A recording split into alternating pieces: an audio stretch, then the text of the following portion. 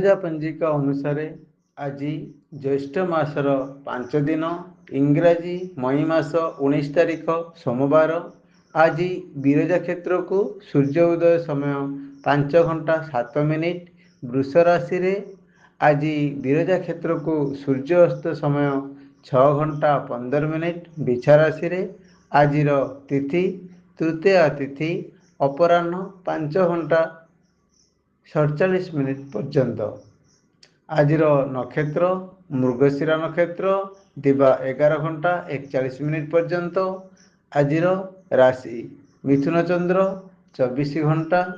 ଆଜିର ଯୋଗ ଧୃତି ଯୋଗ ରାତ୍ରି 9 ଘଣ୍ଟା 7 ମିନିଟ୍ ପର୍ଯ୍ୟନ୍ତ। ଆଜିର କରଣ ତୈତିଳ କରଣ ଦିବା 6 ଘଣ୍ଟା 59 ମିନିଟ୍ ପର୍ଯ୍ୟନ୍ତ।